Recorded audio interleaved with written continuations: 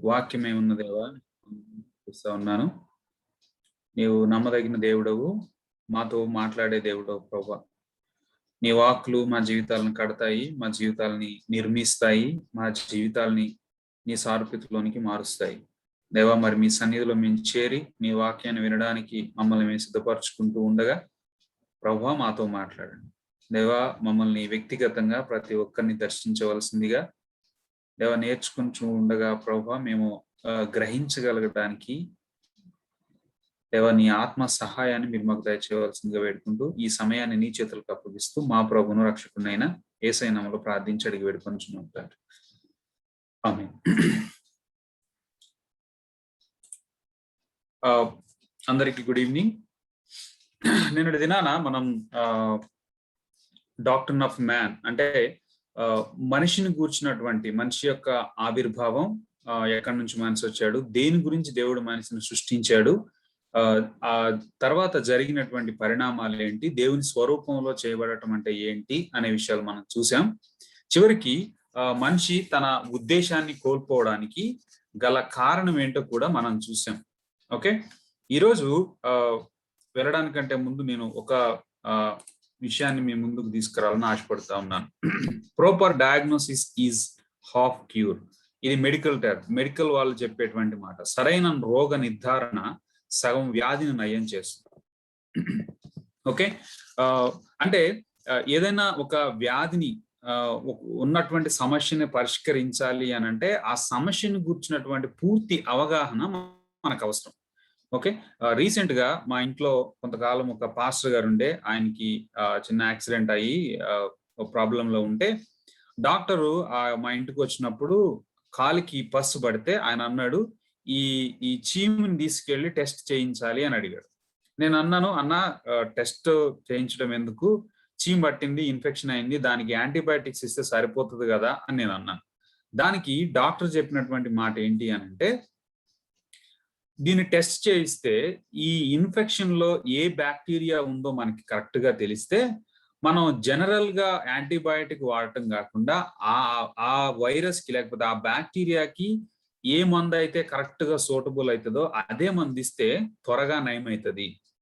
అంటే ఏదన్నా ఒక సమస్యని మనం పరిష్కరించాలి అనుకుంటే గనక దానికి పూర్తి అవగాహన అనేది మనకు అవసరం. సమస్యను గూర్చినటువంటి పూర్తి అవగాహన అనేది అవసరం.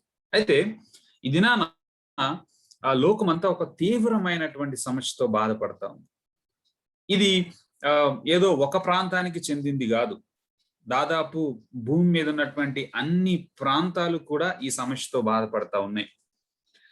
ఏ వ్యక్తి కూడా తనను తాను పరిష్కరించుకోలేడు, ఏ వ్యక్తి కూడా ఈ సమస్య నుంచి తనను తాను పరిష్కరించుకోలేడు, దాని నుంచి బయట పడలేడు. అలాగే ఆ వ్యక్తికి మరొక వ్యక్తి కూడా సహాయం చేయలేడు, ఆ వ్యక్తికి మరొక వ్యక్తి కూడా సహాయం చేయలేడు. ఇది సార్వత్రిక సమస్య. సార్వత్రిక సమస్య అనంటే అంతటా ఉన్నటువంటి సమస్య, అందరిలోనూ ఉన్నటువంటి సమస్య. డబ్బు అక్కడికి రాదు, జ్ఞానం పనికిరాదు. సో దాని ఏంటి అనంటే పాపం. మనందరికీ తెలుసు, లోకమంతా కూడా ఈరోజు బహుశా లోకమంతా తీవ్రమైన సమస్య అనగానే మీ మనసులోకి కరోనా వచ్చుండొచ్చు, నాకు తెలియదు. కానీ లోకమంతా కూడా, అందరికీ కరోనా లేకపోవచ్చు, అందరికీ క్యాన్సర్ లేకపోవచ్చు, కానీ ప్రతి ఒక్కరు కూడా పాపం అనేటువంటి ఒక తీవ్రమైన సమస్యతో బాధపడతా ఉన్నారు. అయితే ఈ సమస్యకి పరిష్కారం కావాలి అనంటే మనం పాపాన్ని గూర్చినటువంటి ఒక అవగాహన మనకి అవసరం.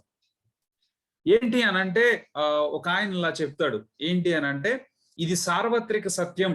పాపం అనేది ప్రతి వ్యక్తి పాపంతో ఉన్నాడు అని చెప్పడం యొక్క ఉద్దేశం ఏంటి అనంటే, ఎందుకు ఆ మాట చెప్తా ఉన్నాడు అనంటే, ఒక ఆయన ఇలా చెప్తాడు, మానవుని పతనం నుండి మానవుని స్వభావం యొక్క పాప స్వభావం మరియు అపరాధ భావన మనిషిని దేవుని ఉగ్రతకును తీర్పునకు గురి చేస్తున్నాయి అని చెప్తారు. అంటే మనిషి ఎప్పుడైతే పాపంలో పడిపోయాడో, ఆదాము అవ్వలు పాపం చేసినప్పుడు, ఆ తోటలో వాళ్ళు పతనం అయినప్పుడు, అప్పటి నుంచి మానవ స్వభావంలో ఉన్నటువంటి పాపం, ఆ పాపం వల్ల, మనిషి పాపం చేయడం వల్ల వచ్చినటువంటి అపరాధ భావన ఏదైతే ఉందో అవి మనిషిని దేవుని ఉగ్రతకును తీర్పునకును గురి చేస్తా ఉన్నాయి అంటే మనిషి పతనమైనప్పుడు, మనిషి పాపం చేసినప్పుడు, మనిషి యొక్క పాపం దేవుని యొక్క ఉగ్రతని మనిషి ఎదుర్కొనేలాగా, దేవుని యొక్క తీర్పుని ఎదుర్కోవడానికి కారణమైతా ఉన్నాయి అని చెప్తాడు. వానె గ్రూడెం అనేటువంటి ఆయన, వానె గ్రూడెం, ఈయన చాలా మంచి సిస్టమాటిక్ థియాలజియన్ అని అంటే బైబిల్ యొక్క సిద్ధాంతాలని ఒక క్రమమైన పద్ధతిలో చెప్పినటువంటి ఆయన. సో ఈయన ఏమంటాడు అనంటే, క్రియల్లో గాని, వైఖరిలో గాని, లేదా స్వభావంలో గాని దేవుని యొక్క దైవిక నైతిక చట్టానికి తగినట్లుగా జీవించలేకపోవడం పాపం అంటాడు. జాగ్రత్త గమనించండి, 3 విషయాలు ఉన్నాయి. అంటే దేవుడు మనిషిని సృష్టించినప్పుడు మనిషి ఎలా జీవించాలో దానికి కొన్ని ఒక దైవికమైనటువంటి విధానాన్ని ఏర్పాటు చేశాడు. ఆదాము అవ్వల్ని సృష్టించినప్పుడు దేవుడు ఆదాము అవ్వలకి ఆయన యొక్క ఒక నైతికమైనటువంటి మోరల్ లాని దేవుడు మనిషికి ఇచ్చాడు. అయితే మనం క్రియల్లో గాని, మన వైఖరిలో గాని, అంటే మనం చేసేటువంటి పనిలో గాని, అంటే బయటికి మనం పర్ఫామ్ చేసేటువంటి విషయాల్లో గాని, లేకపోతే మనం వ్యవహరించేటువంటి విధానంలో గాని, ప్రవర్తించేటువంటి విధానంలో గాని, లేకపోతే మన స్వభావంలో గాని, మన అంతరంగంలో గాని, అంటే బయటికి క్రియల్లో కాకపోయినా, వైఖరిలో మనం దాన్ని వెల్లడి పరచకపోయినా కూడా స్వభావంలో గనక మనం దేవుడు నిర్ణయించినటువంటి మనిషి ఏ రీతిగా జీవించాలని దేవుడు నిర్ణయించాడో ఆ రీతిగా మనం జీవించలేకపోయినప్పుడు దాన్ని ఏమంటాడు అనంటే వాన్ గ్రూడెం అనే ఆయన దాన్ని పాపం అంటాడు. తర్వాత ఇంకొక ఆవిడ చెప్పినటువంటి మాట మీ ముందుకు తీసుకురావాలని ఆశపడతా ఉన్నాను. ఏంటి అనంటే సూజన్నా వెస్లీ, జాన్ వెస్లీ వాళ్ళ తల్లి, ఆవిడ చెప్పినటువంటి మాట ఏంటి అనంటే పాపానికి ఆవిడ ఇచ్చినటువంటి నిర్వచనం, ఆలోచించగలిగే నీ సామర్థ్యాన్ని బలహీనపరిచి, జాగ్రత్త గమనించండి, ఆలోచించగలిగేటువంటి నీ సామర్థ్యాన్ని బలహీనపరిచి, నీ మనస్సాక్షి యొక్క మృదుత్వాన్ని క్షీణింపజేసి, దేవునిని గూర్చిన భావనను మరుగు చేయడం లేదా ఆత్మీయ సంగతుల మాధుర్యాన్ని తీసివేసేది ఏదైనా పాపమే. పాపం ఏం చేస్తుంది అనంటే ఈవిడ చెప్పినటువంటి మాటల్లో నుంచి మనం అర్థం చేసుకోవాల్సిన విషయం ఏంటంటే, పాపం మన యొక్క ఆలోచన సామర్థ్యాన్ని బలహీనపరుస్తుంది. మనం చేసేది కరెక్టా రాంగా అని ఆలోచించలేనటువంటి బలహీనమైనటువంటి స్థితిలోనికి తీసుకుని వెళ్తుంది. మన మనస్సాక్షి యొక్క మృదుత్వాన్ని దాన్ని క్షీణింపజేస్తుంది. దేవుని గూర్చినటువంటి భావన మనకి లేకుండా మరుగు చేసి ఆధ్యాత్మిక సంగతుల యొక్క మాధుర్యాన్ని మనలో నుండి దూరం చేస్తుంది. ఆవిడ ఇంకా క్లుప్తంగా చెప్తుంది, ఏంటో తెలుసా, నీ మనసుపై నీ శరీరం యొక్క బలాన్ని పెంచేది ఏదైనా పాపమే. ఇవి వాళ్ళు ఇచ్చినటువంటి నిర్వచనాలు. అయితే పాపాన్ని గురించి మనం అర్థం చేసుకోవాలి అనంటే పాపానికి బైబిల్లో ఉపయోగించినటువంటి కొన్ని పదాలని మనం గమనిస్తే, వాటిని అర్థం చేసుకోగలిగితే మనకి క్లియర్ గా అసలు పాపం అంటే ఏంటో మనం అర్థం చేసుకోవడానికి అవకాశం ఉంటుంది. మొట్టమొదటి మాట హెబ్రీ మాట. హెబ్రీలో ఒక మాట, ఒక్క సెకండ్, హెబ్రీలో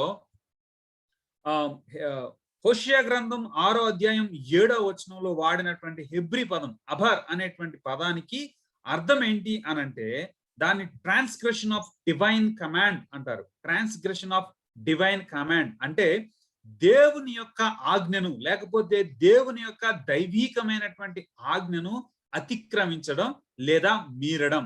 అబర్ అనేటువంటి మాటకి ఇంగ్లీష్ లో అర్థం ఏంటనంటే పాస్ ఓవర్ అనంటే దేవుడు ఏర్పాటు చేసినటువంటి ఆ గీతని, ఆ హద్దుని, దేవుడు ఆదాము అవ్వల్ని సృష్టించినప్పుడు, మానవ జాతిని సృష్టించినప్పుడు మానవ జాతికి ఒక హద్దుని ఏర్పాటు చేశాడు. వాళ్ళు ఏ హద్దుల్లో ఉండి వాళ్ళ జీవితాన్ని సాగించాలో ఒక హద్దుని ఏర్పరిచాడు. హద్దుని ఏర్పరిచినప్పుడు బైబిల్ చెప్తా ఉంది ఏంటనంటే, వాళ్ళు ఆ హద్దులు మీరారు. పాపం అనంటే దేవుని యొక్క దైవీకమైనటువంటి ఆజ్ఞను మీరడం, అతిక్రమించడం, ఆ హద్దులను దాటి వెళ్ళడం.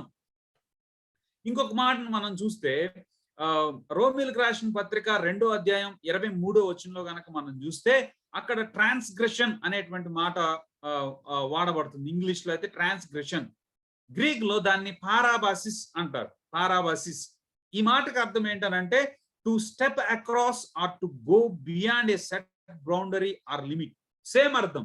ఆ పాత నిబంధన గ్రంథంలోనేమో అబర్ అనేటువంటి మాటను ఉపయోగిస్తే, క్రొత్త నిబంధనలోకి వచ్చేసరి పారాబయాసిస్ అనేటువంటి మాటను ఉపయోగించారు. రోమీయులకు రాసిన పత్రిక 2వ అధ్యాయం 23వ వచనం. మనం ఆ మాటలను ఒక్కసారి చదువుదాం. రోమీయులకు రాసిన పత్రిక 2వ అధ్యాయం 23వ వచనం. ధర్మశాస్త్రమందు అతిశయించు నీవు ధర్మశాస్త్రము మీరుట వలన. ధర్మశాస్త్రము అంటే అర్థం ఏంటో తెలుసా? ధర్మశాస్త్రము అనేది దేవుని యొక్క దైవికమైనటువంటి ఆజ్ఞ.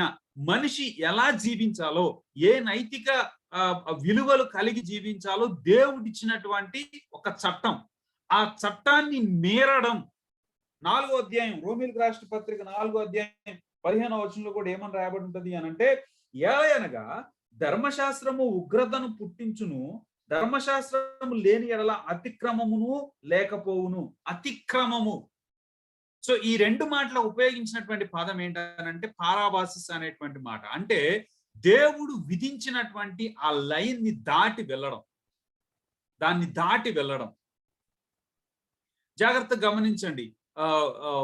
శ్రీకాకుళం భీమిల్ నుంచి మనం వైజాగ్ వస్తా ఉంటే, ఆ బీచ్ పక్క నుంచి ప్రయాణం చేస్తా ఉంటే, ఆ బీచ్ పక్కన, బీచ్ ని ఆనుకొని నేవీ వాళ్ళ యొక్క బిల్డింగ్స్ ఉంటాయి. వాళ్ళ యొక్క ఏమంటారు ఆఫీసెస్ అవన్నీ కూడా ఉంటాయి అన్నమాట. సో ఆ గోడలకి బయట మీరు ఒకవేళ ఆ ప్రాంతంలో నుంచి వెళ్తే మీరు గమనించవచ్చు, ఒక మాట రాయబడి ఉంటుంది. ఏంటో తెలుసా? ట్రెస్పాసెస్ విల్ బి షార్టెడ్ అని రాయబడి ఉంటుంది ఇంగ్లీష్ లో. తెలుగులో ఏమని రాయబడి ఉంటుంది అంటే అతిక్రమణదారులు కాల్చివేయబడతారు అనేటువంటి మాట. అంటే దాని అర్థం ఏంటి? నేవీ వాళ్ళు ఒక గోడ కట్టి ఒక బౌండరీని ఏర్పాటు చేశారు. ఇది మా ప్రాంతం, మా ప్రాంతంలోనికి మీరు రావద్దు అనేటువంటి ఒక కమాండ్ చేశారు. ఎవరైతే ఆ గీతని, లేకపోతే ఆ బౌండరీని, లేకపోతే ఆ గేట్ ని, ఆ గోడని దాటి లోపలికి వెళ్తారో, సో వాళ్ళకి అధికారం వస్తుంది. వాళ్ళని అరెస్ట్ చేయడానికి, చంపడానికి కూడా వాళ్ళకి అధికారం ఉంది. సో ఇక్కడ ట్రాన్స్గ్రెషన్ అనేటువంటి మాటకు అర్థం ఏంటి అనంటే ఆ గీతని దాటటం. జాగ్రత్తగా వినండి. పాపము అనంటే దేవుని యొక్క ధర్మశాస్త్రాన్ని మీరి ఆయన ఏర్పాటు చేసినటువంటి హద్దులు దాటి వెళ్ళడం. ఆలోచించండి. పాత నిబంధన ఆది కాండంలో ఆదాము అవ్వలు పాపం చేసినప్పుడు జరిగినటువంటిది ఏంటి? దేవుడు చెప్పాడు మీరు ఈ పండును తినొద్దు, అది ఒక హద్దు. దేవుడు ఒక దైవికమైనటువంటి నైతికమైనటువంటి ఆజ్ఞనిస్తే వీళ్ళు ఆ ఆజ్ఞని మీరారు, దాన్ని అతిక్రమించారు, దేవుడు ఏర్పాటు చేసినటువంటి హద్దును దాటారు. మూడో విషయం, ఇక్కడ ఇంకొక ఉదాహరణ నేను ఇక్కడ మీతో పంచుకోవాలని ఆశపడతా ఉన్నా. ఏంటంటే ఈ పదం గ్రీక్ లో ఈ పారాబాసిస్ అనేటువంటి పదం ఎక్కడ ఉపయోగించే వాళ్ళు అనంటే గ్రీకు ప్రాంతంలో, అంటే రోమా సామ్రాజ్యం యొక్క ఏమంటారు వాళ్ళ సామ్రాజ్యంలో జరిగేటువంటి స్పోర్ట్స్, ఈ అథ్లెటిక్ గేమ్స్, ఒలింపిక్స్ గేమ్స్ అన్ని కూడా అక్కడి నుంచే వచ్చినాయి. సో ఈ అథ్లెటిక్ గేమ్స్ అని అంటే రన్నింగ్ రేస్ లో పాల్గొనేటప్పుడు వాళ్ళు ప్రతి పోటీదారుడు కూడా, పోటీలో పాల్గొన్నటువంటి ప్రతి వ్యక్తి కూడా అతనికి నిర్దేశించబడినటువంటి లైన్ లోనే పరిగెత్తాలి. ఆ లైన్ కొంచెం క్రాస్ అయినా కూడా వాళ్ళని డిస్క్వాలిఫై చేస్తారు. సో అక్కడ వాడేటువంటి మాట పారాబాసిస్ అనేటువంటి మాట. ఆ మాటని పౌలు రోమీయులకు రాసిన పత్రికలో మీరడం అనేటువంటి దగ్గర, అతిక్రమణ అనేటువంటి దగ్గర ఉపయోగించాడు. ట్రాన్స్గ్రెషన్, దేవుని యొక్క దైవికమైనటువంటి హద్దుల్ని దాటడం.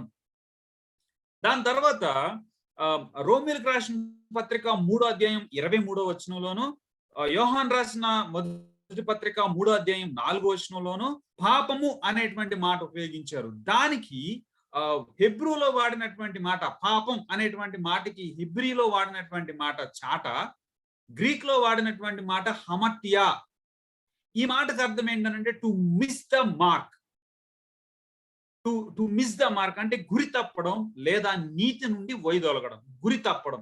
సో కింద నేను ఒక పిక్చర్ పెట్టాను, మీరు గమనిస్తే గనక ఈ మాట, ఈ హమత్య అనేటువంటి మాట, లేకపోతే చాట అనేటువంటి మాట, దాని యొక్క అర్థం టు మిస్ ద మార్క్ అంటే అర్థం ఏంటనంటే, ఈ మాటని ఆర్చరీలో ఉపయోగిస్తారు. ఆర్చరీ అనంటే బాణాలు వేసేటువంటి ఆట.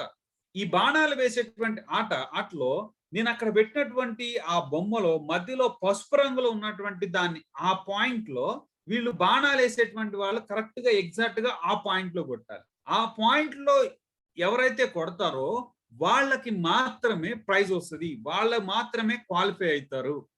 సో గురి తప్పడము అనంటే అర్థం ఏంటనంటే, అక్కడ తగలాల్సినటువంటి ఆ స్టాండర్డ్, అంటే ఆ క్రీడలో ఆ క్రీడని కండక్ట్ చేసేటువంటి వాళ్ళు ఎక్కడ తగలాలి బాణము అని నిర్దేశించారో అక్కడ తగలకపోవడం, అంటే అక్కడ తగలాల్సినటువంటి చోట తగలకుండా వేరే చోట తగలడం. సో దీన్ని మనం బైబిల్లో ఎలా అర్థం చేసుకోవాలి అనంటే, దేవుడు మనకి ఒక స్టాండర్డ్ ఇచ్చాడు. ఆదాము అవ్వల్ని దేవుడు సృష్టించినప్పుడు మనం ఏ స్టాండర్డ్ లో జీవించాలో, మనిషి ఏ స్టాండర్డ్ కలిగి జీవించాలో ఒక స్టాండర్డ్ ని దేవుడు ఏర్పాటు చేశాడు. అయితే వాళ్ళు ఆ స్టాండర్డ్ ని చేరుకోలేకపోయారు, ఆ స్టాండర్డ్ కి తగినట్లుగా జీవించలేకపోయారు. అందుకే రోమీయులకు రాసిన పత్రిక 6వ అధ్యాయంలో అనుకుంటా 3వ అధ్యాయం 23వ వచనంలోనే మనం చూస్తాం, ఏ భేదమును లేదు, అందరూ పాపము చేసి దేవుడు అనుగ్రహించు మహిమను పొందలేకపోవచ్చున్నారు. దేవుడు మనిషి తన ఆ మహిమను పొందాలని దేవుడు కోరుకుంటా ఉన్నాడు, ఆ మహిమకు తగ్గట్లుగా జీవించాలని దేవుడు కోరుకుంటా ఉన్నాడు. కానీ మనిషి పాపం చేసి ఆ స్థాయికి వెళ్ళలేకపోతా ఉన్నాడు. ఆ తర్వాత యోహాను రాసిన మొదటి పత్రిక 3వ అధ్యాయం 4వ వచనంలో అనోమియా అనేటువంటి మాట ఉపయోగించారు. దానికి అర్థం ఏంటి అనంటే ఆజ్ఞను అతిక్రమించడం, ఆజ్ఞాతిక్రమమే, లాలెస్నెస్, ఆజ్ఞ లేకుండా జీవించడం, దేవుని యొక్క చట్టానికి, దేవుని యొక్క న్యాయ విధులకు లోబడకుండా జీవించడం. సో పాపాన్ని మనం క్లుప్తంగా అర్థం చేసుకోవాలి అనంటే 2 విషయాలు మనం ఖచ్చితంగా అర్థం చేసుకోవాలి. ఒకటి, దేవుడు ఏర్పాటు చేసినటువంటి హద్దుల్ని, దేవుడు ఏర్పాటు చేసినటువంటి ఆజ్ఞల్ని, దేవుడు ఇచ్చినటువంటి ఆ స్టాండర్డ్ ని మిస్ అవ్వడం పాపం అంటే. మిస్ అవ్వడం పాపం అంటే దాన్ని దాటి వెళ్ళడం పాపం అనంటే. రెండవది ఏంటి అనంటే, దేవుడు మనం ఏ స్థాయిలో జీవించాలని కోరుకుంటా ఉన్నాడో, ఏ మహిమలో జీవించాలని కోరుకుంటా ఉన్నాడో ఆ మహిమను చేరుకోలేకపోవడం, గురి తప్పడం, to miss the mark, failure to measure up to A standard, అంటే దేవుని యొక్క స్టాండర్డ్ కి తగ్గినట్టుగా మనం జీవించలేకపోవడం పాపం. ఇతర మతాలు ఏమంటా ఉన్నాయో తెలుసా? గమనించండి. ఇతర మతాలు ఏమంటా ఉన్నాయి అని అంటే, ఇతర మతాలు పాపము అనంటే క్రియలు అంటా ఉన్నాయి. క్రియలు అంటే బయటికి మనం చేసేటువంటి క్రియలు. ఎస్, నేను దొంగతనం చేయలేదు, నేను వ్యభిచారం చేయలేదు, నేను హత్య చేయలేదు, నేను ఇవేమీ చేయలేదు అంటే, ఇతర మత విశ్వాసాలలో వాళ్ళు పాపాన్ని గురించి ఏమని చెప్తారు అనంటే, బయటికి నేను చేసేటువంటి క్రియ పాపం. కానీ బైబిల్ ఏం చెప్తా ఉంది అనంటే, పాపం అంటే స్వభావం. జాగ్రత్తగా గమనించండి, స్వభావం. అందుకే మత్తయి సువార్తలో యేసు ప్రభువారు కొండ మీద ప్రసంగం చేస్తా ఉన్నప్పుడు ఆయన చెప్పేటువంటి మాట ఏంటి అనంటే, పరిసయ్యుల యొక్క శాస్త్రి యొక్క నీతి గురించి మాట్లాడుతూ ఆయన అంటాడు, మీరు వ్యభిచారం చేయటం కాదు, ఒక స్త్రీని చూసి మీ మనసులో మోహిస్తే కూడా. ఆయన ఉద్దేశం ఏంటి? యేసు ప్రభు యొక్క ఉద్దేశం ఏంటి అనంటే, పాపము అనంటే బయటికి చేసేటువంటి క్రియలు మాత్రమే కాదు, స్వభావం, అంతరంగ స్వభావం. అంత మాత్రమే కాదు, వేరే మతాలు ఏం చెప్తాయి అనంటే, ఎవడు పాపం చేస్తాడు, కొంతమంది చేస్తారు, కొంతమంది చేయరు, ఇది వ్యక్తిగతమైంది, పాపం అనేది వ్యక్తిగతమైంది అని చెప్తా ఉంటే, బైబిల్ చెప్తా ఉంది ఇది నియమం అని చెప్తాం. It's a principal. ప్రిన్సిపల్ అంటే నియమం. నియమము అనంటే అది వాస్తవమైంది, మార్పు లేనిది, ఖచ్చితమైంది అని అర్థం.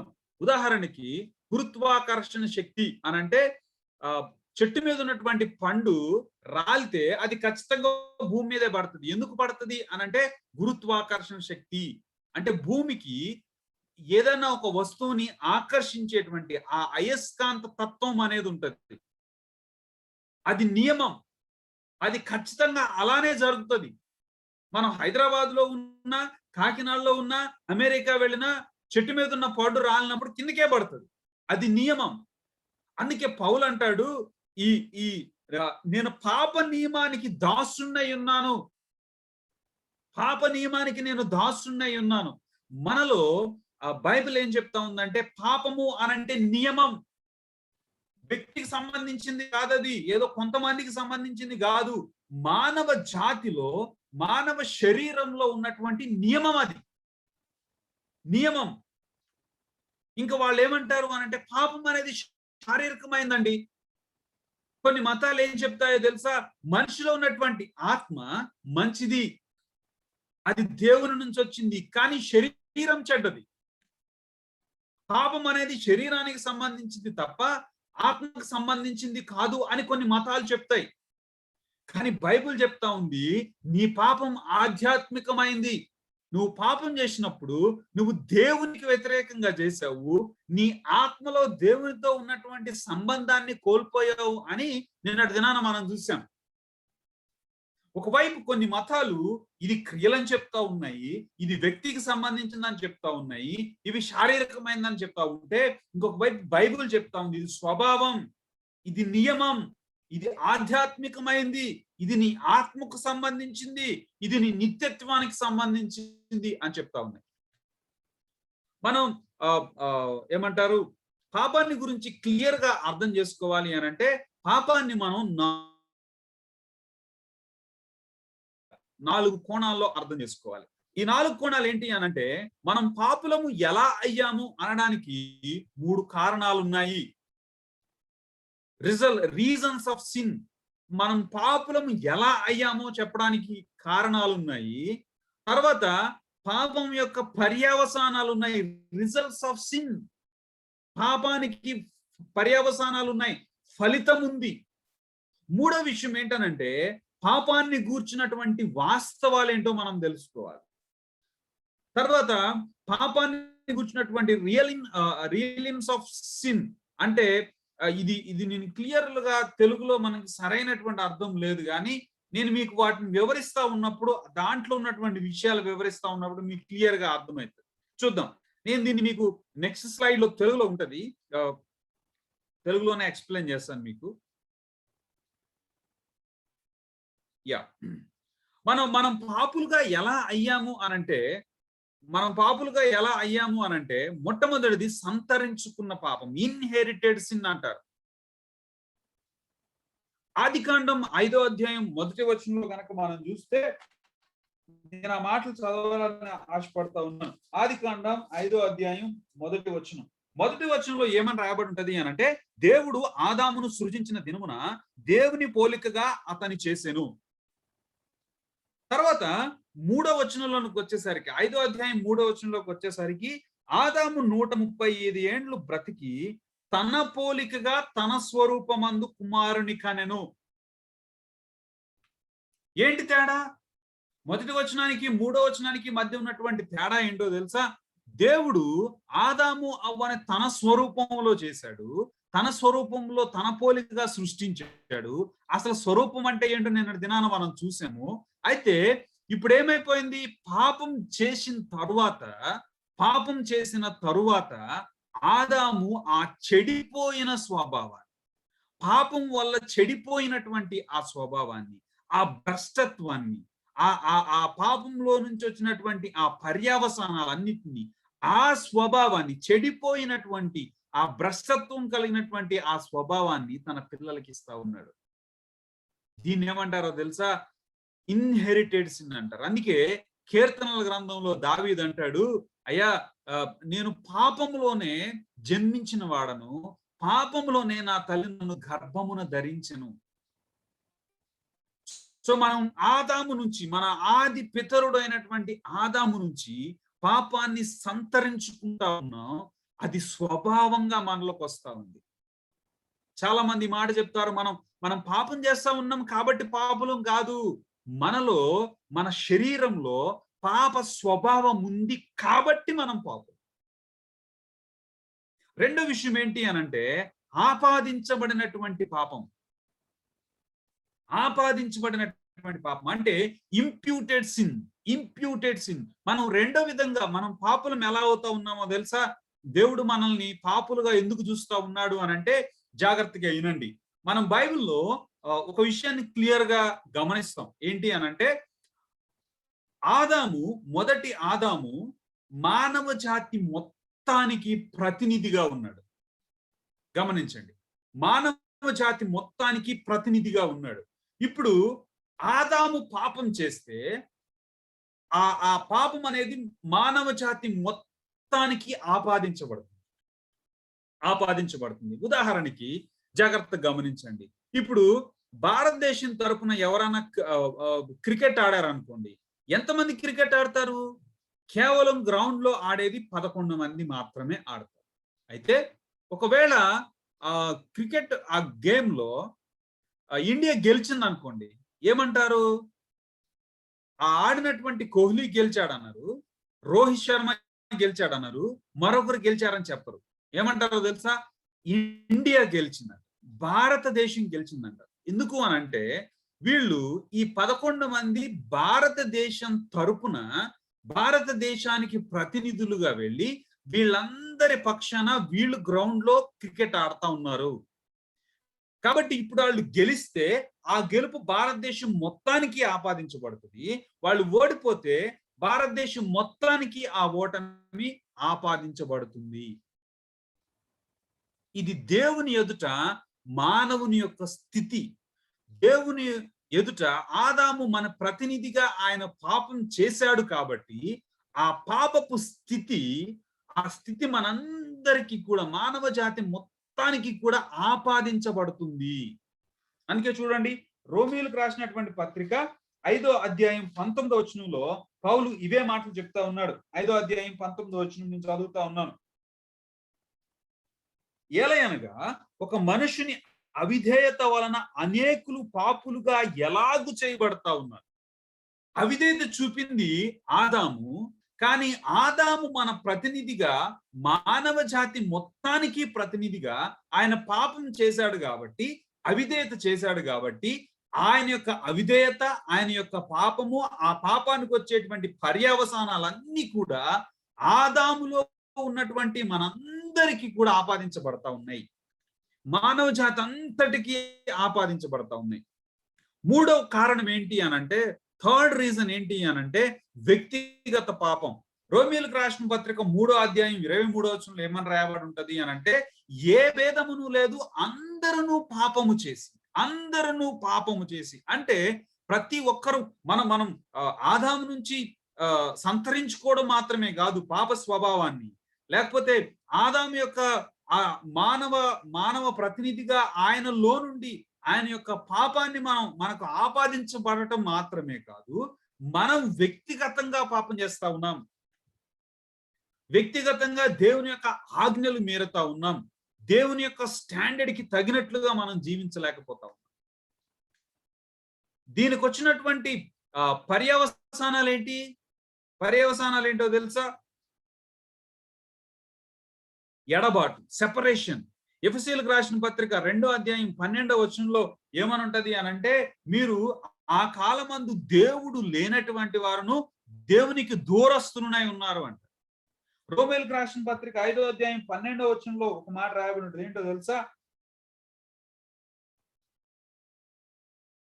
ఈ రిఫరెన్స్ నేను సరిగా రాసుకోలేదు.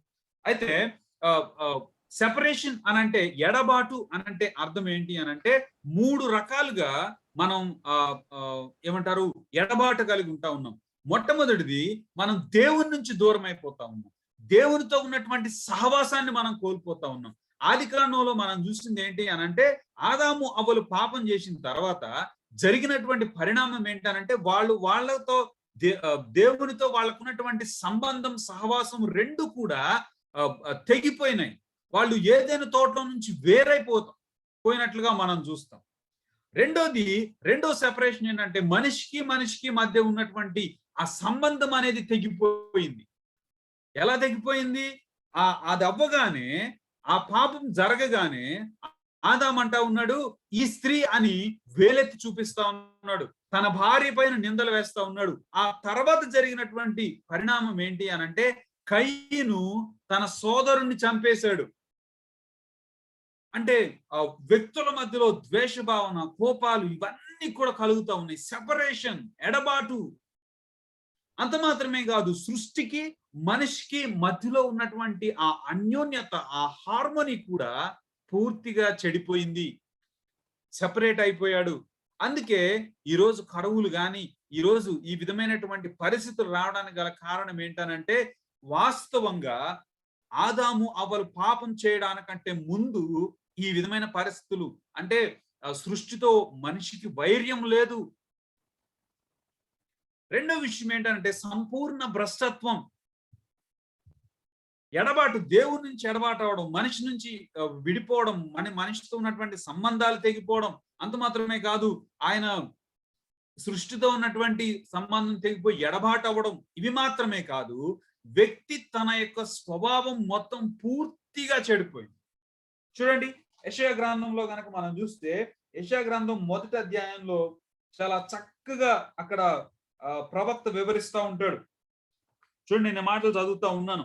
పాపిష్టి జనమా, దోషభరితమైన ప్రజలారా, దుష్ట సంతానమా, చెరుపు చేయు పిల్లలారా, మీకు శ్రమ. వారు యెహోవాను విసర్జించి ఉన్నారు, ఇశ్రాయేలు యొక్క పరిశుద్ధ దేవుని దూషింతురు, ఆయనను విడిచి తొలగిపోయి ఉన్నారు. నిత్యము తిరుగుబాటు చేయుచు మీరేలా ఇంకను కొట్టబడుదురు. జాగ్రత్త గమనించండి. ప్రతి వాడు నడినెత్తిని వ్యాధి కలిగి ఉన్నాడు, ప్రతి వాని గుండె బలహీనమాయను, అరకాలు మొదలుకొని తల వరకు స్వస్థత కొంచెమైనను లేదు. ఏంటి దీని అర్థం ఏంటో తెలుసా? నిన్నటి దినాన నేను చెప్పినట్లుగా దేవుడు ఏ స్వరూపాన్ని అయితే ఇచ్చాడో, ఏ విషయాలను అయితే దేవుడు ఇచ్చాడో అవన్నీ చెడిపోయినాయి. పాపం వలన, దేవుని యొక్క హద్దు మీరడం వలన, దేవుని యొక్క ఆజ్ఞను అతిక్రమించడం వలన, దేవుని యొక్క స్టాండర్డ్ కి తగినట్లుగా జీవించలేకపోవడం వలన జరిగింది ఏంటో తెలుసా? మనలో మన అంతరంగం, మన స్వభావం, దేవుడిచ్చినటువంటి స్వభావం మొత్తం కరప్ట్ అయిపోయింది. మూడో ఫలితం నిత్య శిక్ష. రోమీయులకు రాసిన పత్రిక 3వ అధ్యాయం 19వ వచనం మనం ఏం చూస్తాము అనంటే, చూడండి, రోమీయులకు రాసినటువంటి పత్రిక 3వ అధ్యాయం 19వ వచనంలో కనుక మనం చూస్తే, ప్రతి నోరు మూయబడినట్టును సర్వలోకము దేవుని శిక్షకు పాత్రమగునట్టు. ఆ పైన ఏం చెప్తాడు? నీతిమంతుడు లేడు, ఒక్కడు లేరు, అందరూ పాపం చేశారు అని చెప్తూ కిందకొచ్చి రోమీయులకు పౌలు ఏం చెప్తా ఉన్నాడు అనంటే, అందరూ కూడా దేవుని యొక్క శిక్షకు పాత్రులు అవుతా ఉన్నారు, యోగ్యులు అవుతా ఉన్నారు. పాపానికి 3 రకాలైనటువంటి రిజల్ట్స్ మనం చూస్తా ఉన్నాం. ఎడబాటు, సంపూర్ణ భ్రష్టత్వం, నిత్య శిక్ష. పాపానికి ఉన్న వాస్తవాలు ఏంటో తెలుసా? పాపానికి ఉన్నటువంటి వాస్తవాలు ఏంటంటే, మొట్టమొదటిది అసమర్థత. ఇంగ్లీష్ లో ఆ మాట నేను ఇంగ్లీష్ లో చెప్పాలని ఆశపడతా ఉన్నాను. ఇన్కాపబిలిటీ, అసమర్థత అనంటే కీర్తనల గ్రంథం 65వ అధ్యాయం 3వ వచనంలో గనక మనం చూస్తే ఆ మాట ఒక్కసారి చదువుదాం. కీర్తనల గ్రంథం 65వ అధ్యాయం 3వ వచనం.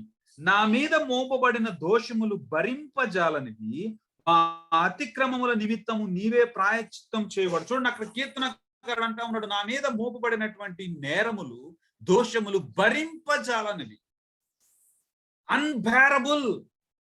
దాని నుంచి మనం బయటికి రాలేము. ఇంకా రెండో విషయం ఏంటి అని అంటే అశక్తత, ఇన్ఎబిలిటీ అనంటే అర్థం ఏంటనంటే, ఎఫెసీయులకు రాసిన పత్రిక 2వ అధ్యాయం 8 నుంచి 9 వచనాల్లో పౌలు అంటాడు, మీరు విశ్వాసం ద్వారా కృపచేతనే రక్షించబడి ఉన్నారు, ఇది మీ వలన కలిగినది కాదు. మనం చేసేటువంటి మంచి కార్యాలు మనం పాపం నుంచి మనల్ని బయటికి తీసుకొని రాలేవు. మనిషి చేసేటువంటి నీతి కార్యాలు, దేవుడు అంటాడు, మీరు చేసేటువంటి నీతి కార్యాలు నా దృష్టికి మురికి గుడ్డల్లా కనబడతా ఉన్నాయి. మనిషి వేరే వేరే మతాల్లో వేరే వేరే రీతులుగా పాపాన్ని జయించడానికి ప్రయత్నాలు చేస్తా ఉన్నాడు. But is enable. మనిషి దాన్ని దాటలేడు, దాన్ని జయించలేడు. కీర్తనల గ్రంథం 49వ అధ్యాయం 7వ వచనంలో వేరే వాడు సహాయం చేయలేడు. చూడండి 49వ అధ్యాయం 7వ వచనంలో ఉన్నటువంటి మాట ఏంటంటే, ఎవడను ఏ విధము చేతనైనను తన సహోదరుని విమోచించలేడు. అందుకే నేను స్టార్టింగ్ లో చెప్తా ఉన్నా, మనకి మనం సహాయం చేసుకోలేము ఈ సమస్యలో నుండి బయటపడడానికి. మన తోటి వాడు కూడా మనకి సహాయం చేయలేడు. ఎందుకో తెలుసా? రోమీయులకు రాసిన పత్రిక 3వ అధ్యాయంలో మనం చూస్తాం, నీతిమంతుడు లేడు, ఒక్కడును లేడు. ప్రతి ఒక్కరం అదే మురికి కుట్టలో ఉన్నాం, అదే నీళ్లలో, అదే ప్రవాహంలో, అదే పాపం అనేటువంటి ప్రవాహంలో ప్రతి ఒక్కరం కొట్టుకుపోతా ఉన్నాం. మూడో విషయం ఏంటో తెలుసా? పాపాన్ని కూర్చున్నటువంటి రియాలిటీస్ లో ఇన్ఎస్కేపబిలిటీ, అంటే తప్పించుకోలేం. మనం తప్పించుకోలేము. ఎహెజ్కేలు గ్రంథం 18వ అధ్యాయం 20వ వచనంలో, ఎవడు దోషం చేస్తే వాడు మరణం అనుభవించాలి. మనం తప్పించుకుంటాం అనుకుంటా ఉన్నామేమో. ఒకవైపు కారణాలు చూస్తే మనం స్వభావ సిద్ధంగా పాపులం, మనం దేవుని ఎదుట పాపపు స్థితి కలిగి ఉన్నటువంటి వాళ్ళం. మూడోది, మనం వ్యక్తిగతంగా పాపం చేస్తా ఉన్నాం. పాపానికి పర్యవసానాలు ఏంటో కనపడతా ఉన్నాయి. పాపం యొక్క వాస్తవాల్లో మనం అసమర్థులమని, ఆసక్తత కలిగినటువంటి వాళ్ళమని, తప్పించుకోలేనటువంటి స్థితిలో ఉన్నామనే విషయం మనకు అర్థమవుతాం. The real aims of sin ఏంటో తెలుసా? పాపానికి శిక్ష ఉంది, పెనాల్టీ ఆఫ్ సిన్. మనం 3 విషయాల నుంచి విడిపించబడాలి. ఇప్పుడు మనం పాపం నుంచి బయటపడాలి అని అంటే 3 విషయాల నుంచి మనం విడిపించబడాలి.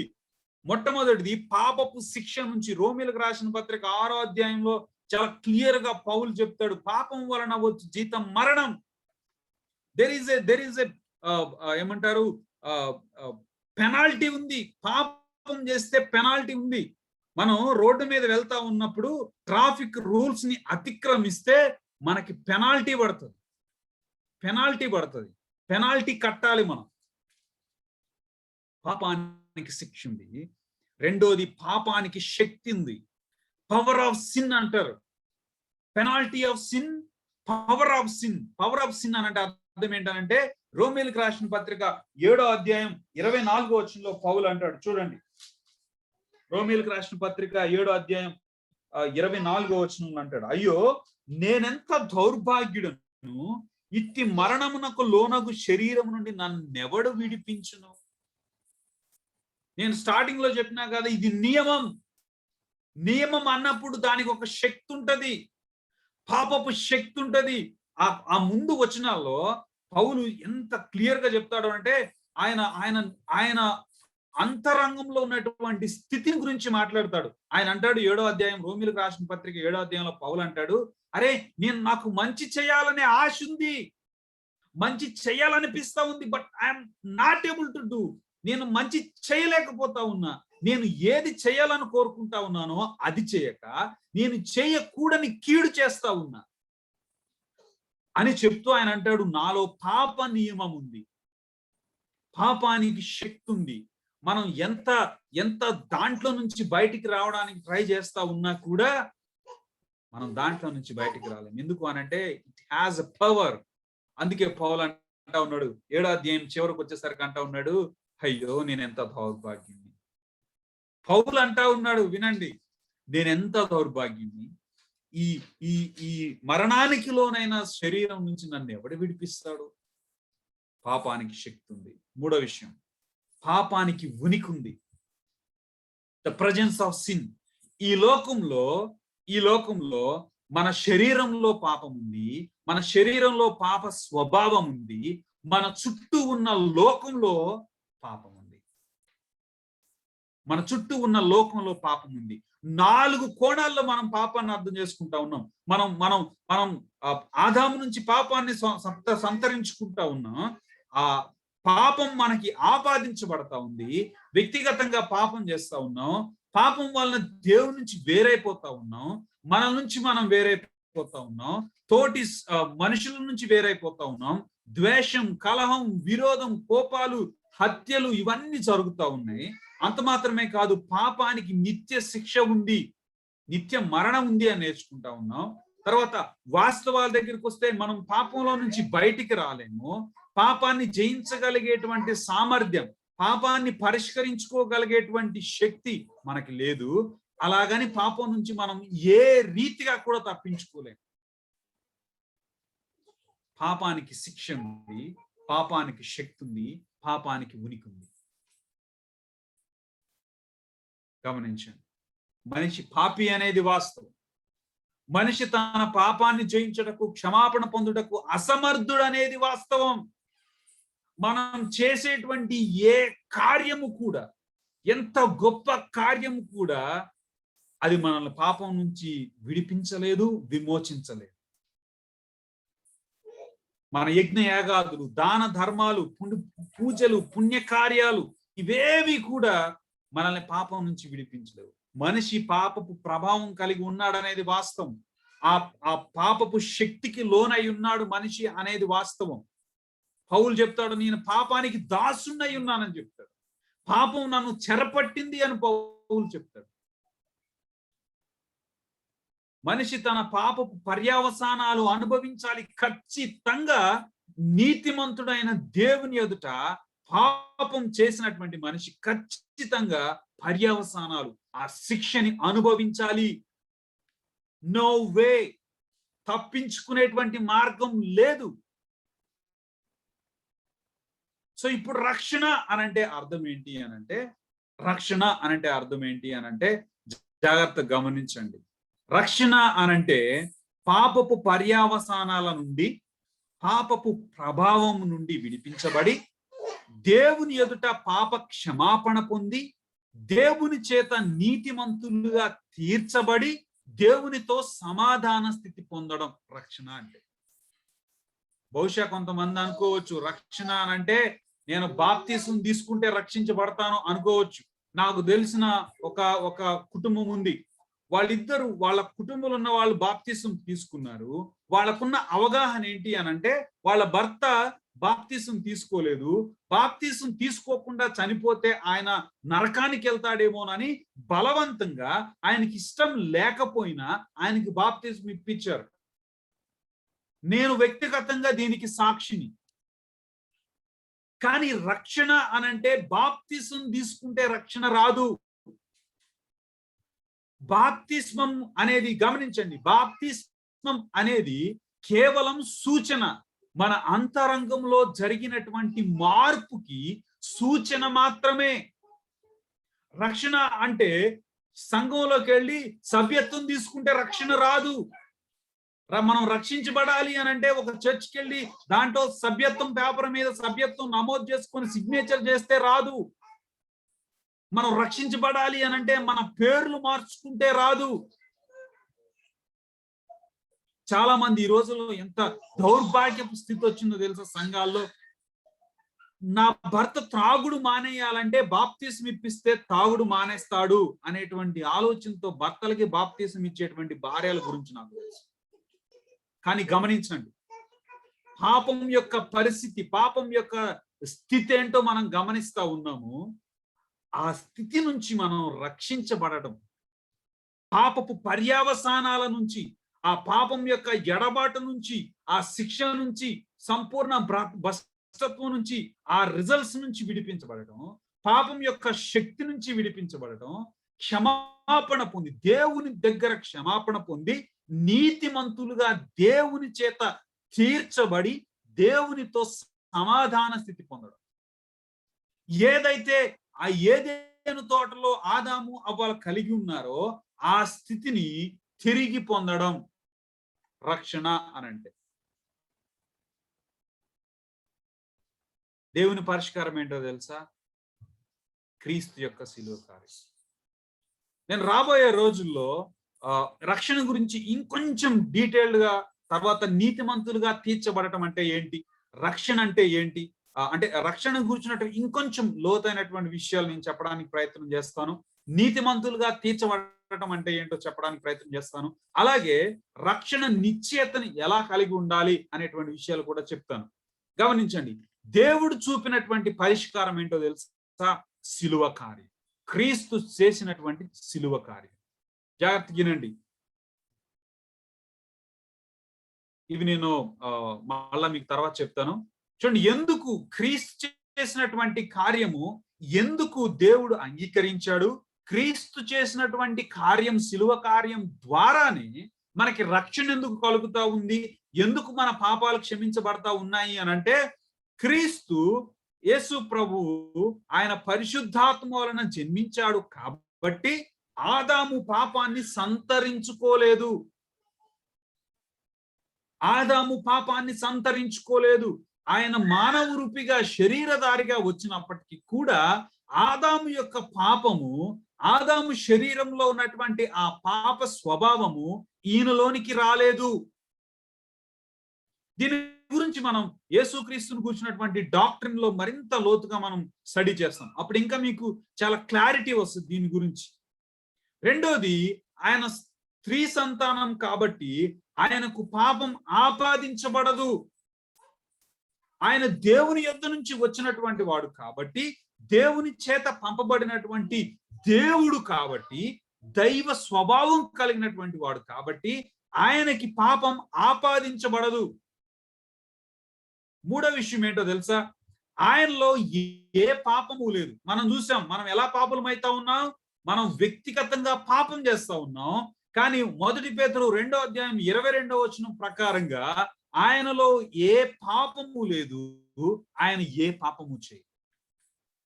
ఆయన జీవించిన కాలంలో, మానవ రూపిగా ఈ లోకంలో ఆయన జీవించినటువంటి 33.5 సంవత్సరాల కాలంలో ఆయన ఒక్క పాపం చేయలేదు. క్రియల్లో గాని, వైఖరిలో గాని ఆయన స్వభావంలో పాపం లేదు, ఆయన ఆలోచనల్లో పాపం లేదు, ఆయన క్రియల్లో కూడా పాపం లేదు. సో మనిషి ఏ రీతిగా పాపి అవుతా ఉన్నాడో ఆ విషయాల్లో యేసుక్రీస్తు పాపి కాదు.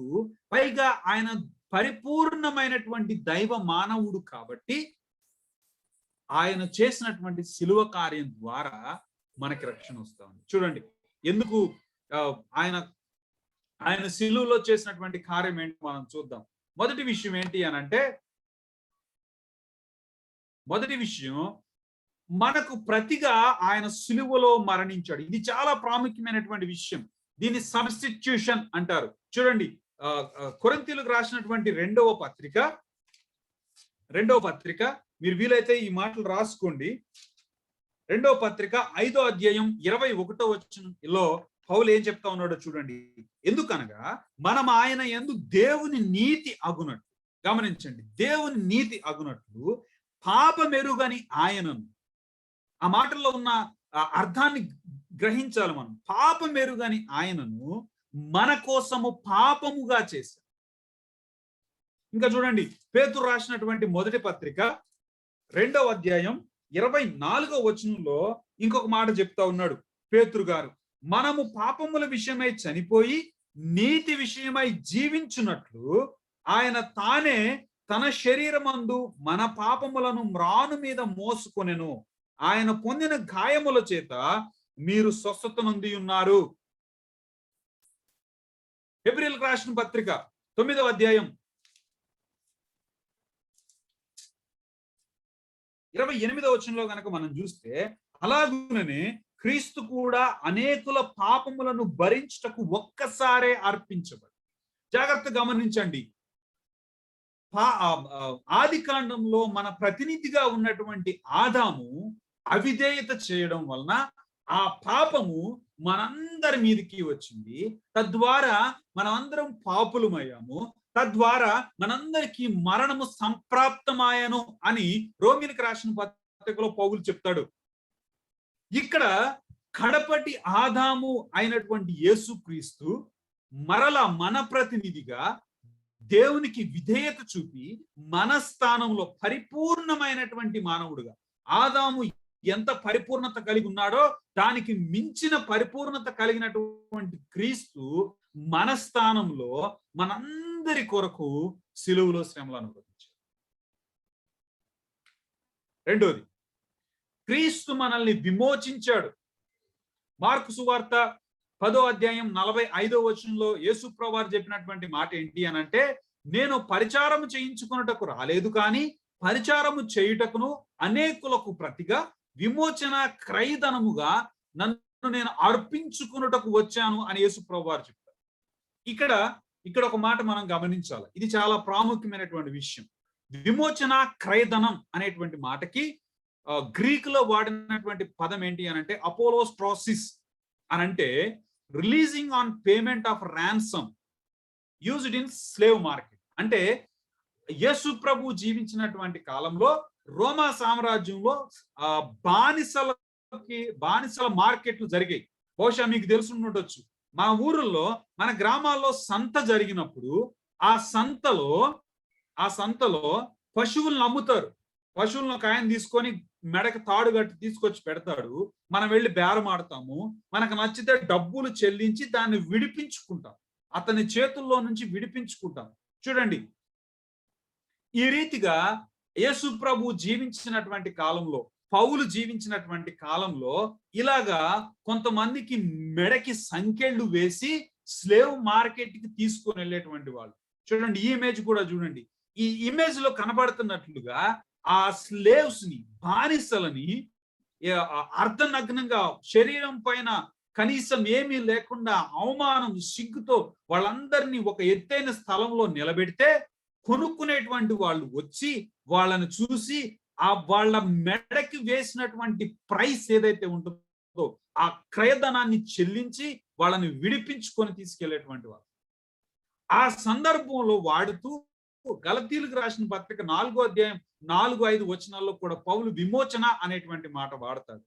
అంటే మనం పాపానికి బానిసలమై ఉన్నప్పుడు, పాపానికి దాసులమై ఉన్నప్పుడు, ఆ పాపం వలన మనం సిగ్గు, అవమానం, ఆ అపరాధ భావనతో మనం దేవుని ఎదుటికి రాలేని స్థితిలో ఉన్నప్పుడు క్రీస్తు తన శిలువ రక్తము చేత, గమనించండి, శిలువ రక్తము చేత మనల్ని కొన్నాడు, మనల్ని విమోచించాడు. పాపంలో మనకు కలిగింది ఏంటో తెలుసా? సిగ్గు కలిగింది, మనకి అవమానం కలిగింది, అపరాధ భావన కలిగింది, దేవుణ్ణి తలెత్తి చూడలేనటువంటి దయనీయమైనటువంటి స్థితిలోకి వెళ్ళిన మనల్ని ప్రభువు తన రక్తము చేత, తన శిలువ రక్తం చేత మనల్ని కొనుక్కున్నాడు. అందుకే గలతీయులకు రాసిన పత్రికలో ఏమంటాడో తెలుసా? నేను నీ రక్తం చేత కొనబడిన వాడని కనుక ఇకను జీవించు వాడను నేను కాదు, క్రీస్తే నా యందు జీవిస్తా ఉన్నాడు అని 2వ అధ్యాయంలో చివరిలో అంటాడు. చూడండి, నేను క్రీస్తుతో కూడా సిలువ వేయబడి ఉన్నాను, ఇకను జీవించు వాడనికి నేను కాను, క్రీస్తే నా యందు జీవిస్తా ఉన్నాడు అని.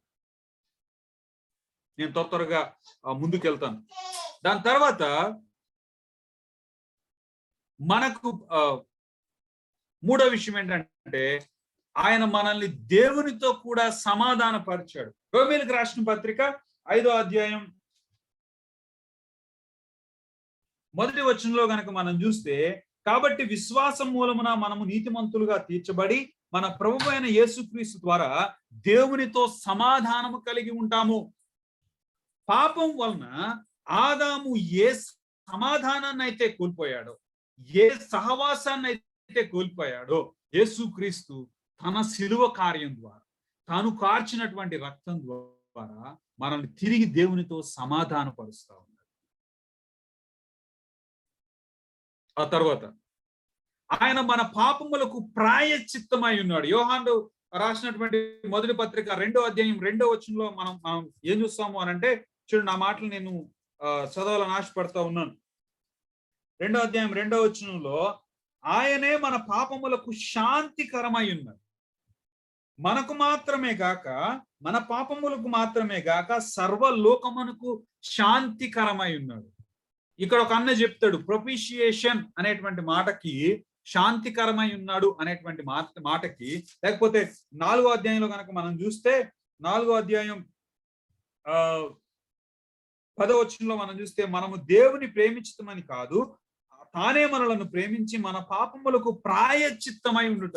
ప్రాయశ్చిత్తం, ఈ మాటల యొక్క అర్థం ఏంటి అని అంటే, మన మీదకి రావాల్సినటువంటి, మన పాపానికి మన మీదకి రావాల్సినటువంటి ఆ ఉగ్రతని దేవుని క్రీస్తు యొక్క రక్తముతో కడిగి ఆ రక్తముతో మనల్ని కప్పి ఆ ఉగ్రతను మన నుంచి తప్పిస్తా ఉన్నాడు. ప్రాయశ్చిత్తమై ఉండడం, శాంతికరమై ఉండడము అనంటే కవరప్ చేస్తా ఉన్నాడు. మన పాపాలని తన రక్తము చేత, సిలువలో తాను కార్చినటువంటి రక్తం చేత కప్పుతా ఉన్నాడు. క్రీస్తు సిలువ కార్యం సంపూర్ణంగా దేవుని నీతిని నెరవేర్చింది. ఆయన నీతి, దేవుని యొక్క నీతి సంతృప్తి చెందింది. దేవుని ఉగ్రత శాంతింప చేయబడింది. క్రీస్తు రక్తం పాపి యొక్క పాపపు డాగులను కప్పివేసింది. చివరిగా ఆయన మనకి క్షమాపణను అనుగ్రహిస్తా ఉన్నాడు. కొలసీలకు రాసిన పత్రిక 1వ అధ్యాయం 14వ వచనంలోను, 2వ అధ్యాయం 13వ వచనంలోను, యోహాను రాసిన మొదటి పత్రిక 1వ అధ్యాయం 9వ వచనంలో మనం చూస్తాం. మనం మన పాపములను ఒప్పుకొనని ఎడల ఆయన నమ్మదగిన వాడును నీతిమంతుడును గనుక ఆయన సమస్త దుర్నీతి నుండి మనల్ని క్షమించి పవిత్రులనుగా చేయును అనేటువంటి మాటను మనం చూస్తాం. క్రీస్తు శిలువ కార్యం మనకి క్షమాపణని అనుగ్రహిస్తాం.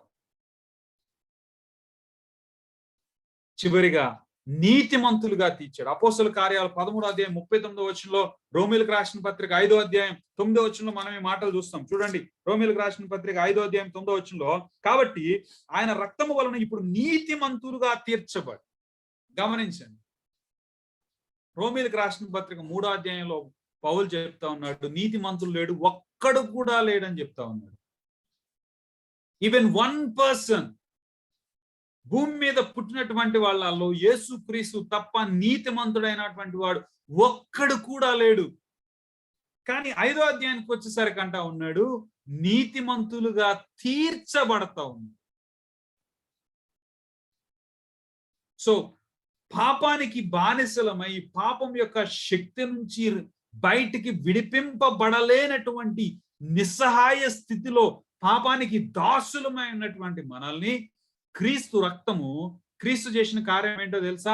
ఆయన మన స్థానంలో ఆయన మనకు ప్రతిగా మరణించాడు, మనల్ని విమోచించాడు, మనల్ని దేవునితో సమాధానపరిచాడు, మనకి క్షమాపణను అనుగ్రహించాడు, మన పాపాలకి శాంతికరమై మన మీద ఉన్నటువంటి దేవుని యొక్క ఉగ్రతను తొలగించాడు, ఆయన నీతిమంతులుగా తీర్చాడు.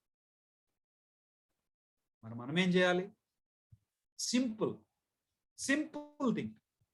నువ్వేమి గొప్ప గొప్ప కార్యాలు చేయాల్సిన అవసరం లేదు. జాగ్రత్త గమనించండి. ఎప్పుడు జానన్న మాకు ఉదాహరణ చెప్తా ఉండేటోడు ఏంటో తెలుసా? రీసెంట్ గా కుంభమేళా జరిగినప్పుడు కుంభమేళాకి కొంతమంది నాగ సాధువులు అనేటువంటి వాళ్ళు వస్తారంట. వాళ్ళు వచ్చి ఒక సాధువు అయితే ఎర్రని ఎండలో ఇసుకలో ఒంటి కాలు మీద ఉండి జపం చేస్తాడంట. ఎందుకో తెలుసా? మోక్షం కోసం. మరి కొంతమంది ఎర్రని ఎండలో ఆ ఇసుకలో తన చుట్టూ మంటలు వేసుకొని ఆ కట్టెలతో మంటలు మండుతా ఉంటే ఆ మధ్యలో కూర్చొని ధ్యానం చేస్తాడంట. ఎందుకో తెలుసా? రక్షణ కోసం, ఈ పాపము నుంచి, పాప స్వభావం నుంచి విడిపించడం కోసం. కానీ వాస్తవం ఏంటో తెలుసా? దేవుని వాక్యం చెప్తా ఉంది, నీకు రక్షణ ఉచితం. ఎఫెసీయులకు రాసిన పత్రికలో పౌలు అంటాడు, ఉచితంగా మీరు నీతిమంతులుగా తీర్చబడతా ఉన్నారు. ఉచితంగా మీరు ఏం చేయాలో తెలుసా? మనం ఏం చేయాలో తెలుసా? యోహాను పత్రిక 1వ అధ్యాయం 9వ వచనం, మన పాపాలు ఒప్పుకొని క్షమాపణ అడగాలి. నీళ్ళలో మునగడం కాదు. జాగ్రత్తగా గమనించి, నీళ్ళలో మునిగితే రక్షణ రాదు, అది సూచన మాత్రమే. మన అంతరంగ స్థితిని మనం గ్రహించి చూస్తా ఉన్నాం కదా, పాపం యొక్క 4 కోణాలను మనం చూస్తా ఉన్నాం కదా, పాపం యొక్క 4 స్థితిని మనం చూస్తా ఉన్నాం కదా. ఈ స్థితిలో మన పాపాన్ని మనం గుర్తించి యథార్థమైన హృదయంతో దేవుని దగ్గరకు వచ్చి, ప్రభువా నేను పాపిని, దేవా నేను పాపిని అని దేవుని సన్నిధిలో ఒప్పుకొని క్షమాపణ అడగాలి. 2వ అపోస్తలుల కార్యం 2వ అధ్యాయం 38వ వచనంలో పౌలు అంటాడు, వాళ్ళందరూ వచ్చి, అయ్యా మేమేం చేయాలయ్యా అని వాళ్ళు మనసులో నొచ్చుకుని వారే ఆయన దగ్గరకు వచ్చి, మేమేం చేయాలయ్యా అని అడిగితే అక్కడ ఆయన చెప్తాడు ఏంటో తెలుసా? పేతురు అనుకుంటా, మారు మనసు పొందండి, మీ మనస్సు మార్చుకోనండి. 3వ విషయం, ప్రభుని, రోమీయులకు రాసిన పత్రిక 10వ అధ్యాయం 9వ వచనం అంటాడు, ప్రభువుని నోటితో ఒప్పుకొని హృదయమందు విశ్వాసం ఉంచాలి. ఎఫెసీయులకు రాసిన పత్రిక 2వ అధ్యాయం 8వ వచనంలో పౌలు అంటాడు, మీరు విశ్వాసము ద్వారా కృపచేతనే రక్షించబడి ఉన్నారు. అంటే మనం విశ్వాసం ఉంచితే, క్రీస్తునందు మనం విశ్వాసం ఉంచితే, యేసుక్రీస్తు నా కోసం, నా పాపాల కోసం, నా స్థానంలో ఆయన చనిపోయాడు, ఆయన శిలువ కార్యము, ఆయన రక్తము దేవుని నీతిని నెరవేర్చింది, ఆ రక్తము నన్ను కప్పుతా ఉంది, నన్ను కడుగుతా ఉంది అని మనం యథార్థంగా దేవుణ్ణి యేసుక్రీస్తునందు విశ్వాసం ఉంచి ఆయన రక్షకునిగాను ప్రభువుగాను అంగీకరిస్తే మనం రక్షణ పొందుతాం. ఆలోచించండి. ఈరోజు దేవుడు మనతో చాలా స్పష్టంగా మాట్లాడుతా ఉన్నాడు. ఒకవైపు ఈ పాపం యొక్క తీవ్రత నుంచి, పాపం యొక్క పర్యవసానాల నుంచి, మన హృదయంలో ఆ మనస్సాక్షి యొక్క గద్దింపు నుంచి, ఆ అపరాధ భావన నుంచి తప్పించుకోవడానికి కొంతమంది యజ్ఞయాగాదులు చేస్తా ఉన్నారు, మరి కొంతమంది దాన ధర్మాలు చేస్తా ఉన్నారు, మరి కొంతమంది పూజలు పుణ్యకార్యాలు చేస్తా ఉన్నారు, మరి కొంతమంది ధ్యానాలు చేస్తా ఉన్నారు, జీవితాన్ని విడిచిపెట్టి సన్యాసులుగా అడవుల్లో బ్రతుకుతా ఉన్నారు. ఆ స్థితి, పాపపు స్థితి ఏంటో మనం చూస్తా ఉన్నాం. అది మన స్వభావం అని చెప్తా ఉంది దేవుని వాక్యం. అది మనకు ఆపాదించబడినటువంటి దేవుని ఎదుట పాపులంగా మన స్థితి ఉందని చెప్తా ఉంది. మనం పాపం చేస్తా ఉన్నాం, దాని నుంచి మనం బయటికి రాలేం, పాపానికి శక్తి ఉందని వింటా ఉన్నాం.